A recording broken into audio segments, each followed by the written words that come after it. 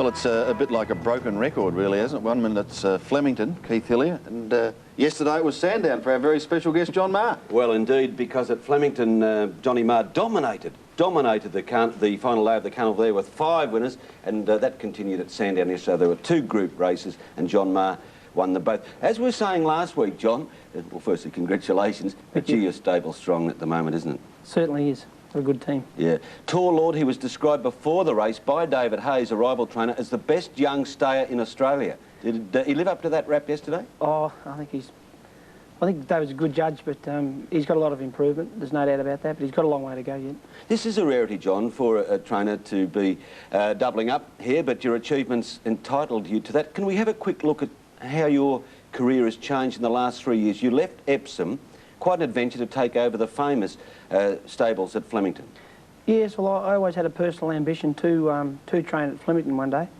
But those days when I was thinking about it, I was quite happy to go to Swan Hill and win a double. Right. You had early support from one of our biggest owners, Lloyd Williams. That must have been helpful. Then he bailed out. Was that a setback at the time for you? Well, really, that was in '83. I received a phone call from his secretary and I was really excited about it. I think really that was a turning point. Lloyd gave me a lot of opportunities to train some really good quality horses. And we lasted quite a long time. And, you know, I really trained some good winners for him. But like all things, you know, everything ends and we're really good friends and I've obviously gone on with the job. So, you know, it was really, that was obviously the turning point in my career, really. OK, well, let's go back to yesterday and to Tall Lord. This is Tall Lord's performance in the Sandown Cup where he beat the record held by Silk Alley. John, in front, Tiako Nick. Are we learning a lesson from this race that it's very difficult to come off the Melbourne Cup into a Sandown Cup? Well, you know, it's a tough, gruelling campaign, let alone the race, Keith. You know, the Melbourne Cup's really a world war of 2-mile events, I believe. And to come back and, you know, really to run a super mile and a half, I think it's a big task and it's not done, really. Well, this Tall Lord, this is his first test beyond 2,000 metres and... well, he finishes off like he's been a stayer for a season or two, doesn't he? Well, you know, he's got a staying pedigree, Keith, but they can have wonderful pedigrees, but they've got to be able to gallop. And I just thought, you know, in theory, he'd had 2 runs at a mile and a half, and he'd done a lot of work. I felt that he was definitely ready to run in the race. So I was a wee bit concerned of Air Seattle. I thought if he had produced a run like he did in the Caulfield Cup, I thought he'd be hard to beat. But as we've just spoken of, you know, the 2-mile gruelling race, you know, it really takes its toll. And obviously our horse was a fresh horse and, you know, really firing and naturally Stephen riding like a demon. He gave him every chance and I was really quite excited by the way he won the race, the horse, actually. What about his future now, John? What are you planning?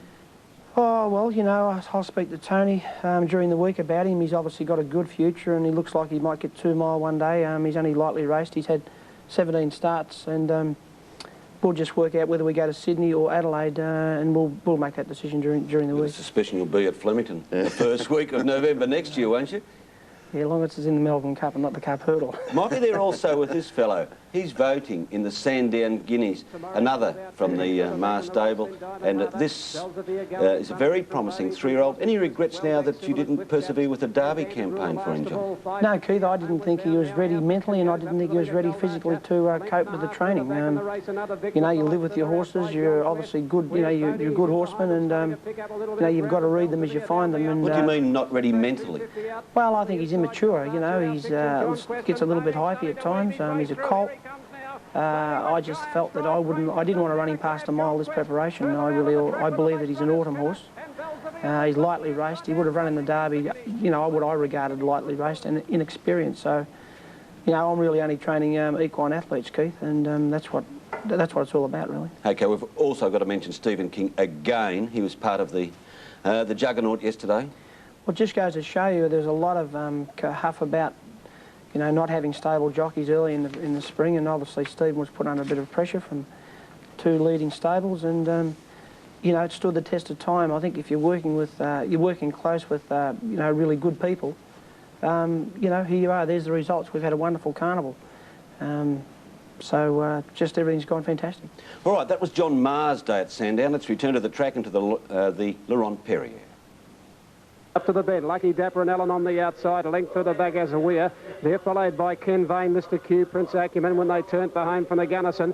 Ellen got to the front of the 300-metre mark now from Lucky Dapper inside it. A length then Ken Vane after Ellen. They've got away from the others headed by the Gunnison, then Mr. Q and Blue Boss. Ken Vane moved up on the outside of Ellen. They're going to fight it out now from Lucky Dapper. Now on the outside, the Gunnison out late. The Gunnison finishing hard. Ken Vane got its head in front now of Ellen and the Gunnison late on the outside, but Ken Vane's won this about a neck, I'd say. The Gunnison second, a day's in front of Ellen.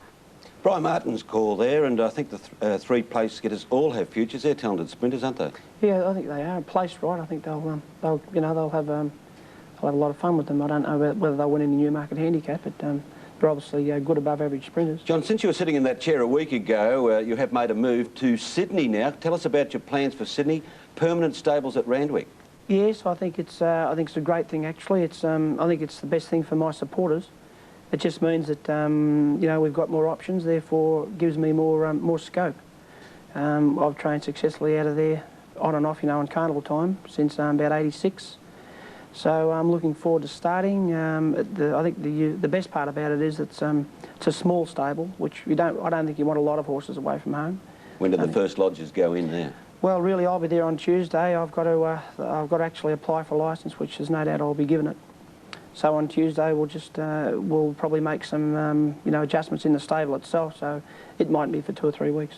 The attendance at Sandown yesterday was more than 18,000, the best in recent years, and another of the feature races was the Sandown Stakes. On the bend, they race 5.50 out. The leader, Street Ruffian. Defoe's gone up on the outside to tackle it. 2 lengths further back, High Solid, Bella Snap from Monsieur. Then Safari, Jolly Old Mac Cogitate pulled out wide. Street Ruffian 2.50 out on the outside, Defoe. Then Bella Snap getting to third, followed by Monsieur, getting into the clear, followed by Safari and Jolly Old Mac. Defoe hit the front with 150 to go now from on the inside, fighting back again, and out wide of Monsieur. Out after them quickly, Monsieur's picked them up quickly from Defoe and Street Ruffian, and Monsieur's drawing away. Monsieur comes on to win by nearly a length. Second, Defoe. Third's pretty tight, not related, flashed up with... Case once again of a Cummings in the winner's stall, but this time not Bart, it was his son Anthony, who trains at Monsieur, who is a 4-year-old by Bletchingley, and I think that Monsieur has a future. I think he's going west. John Marr, is yours a betting stable? No, I don't think we're a winning stable, Keith. I'm not... the punt really doesn't interest me. You've obviously planned for the future to... probably pinch a line from Colin Hayes. The future belongs to those who plan for it. You've had a stable manager, Des O'Keefe, for some time now. That's part of your strategy? Yes, I think I'm sort of lucky in a lot of ways. I've come up in an area where we've had 3 wonderful peers. You've had Cummings, I think most intelligent. TJ Smith, I believe, is the greatest trainer of all time. And naturally, Colin Hayes, great horseman, great businessman. So, I think for the younger person, if he hasn't been able to pick the best of those 3, well, there's not much hope. Well, Sandy, they were the dominators, but I think there's a young fella on the way up, don't you? I certainly do, and John, we wish you all the best in setting up your stable in Sydney, and congratulations on an unbelievable fortnight, wasn't it? Sure. See you next week when you win the... Yes, you'll probably be in next week, and you will definitely be in next week. Definitely, Sandy. OK, we shall take a break. Next, it's netball with Kate.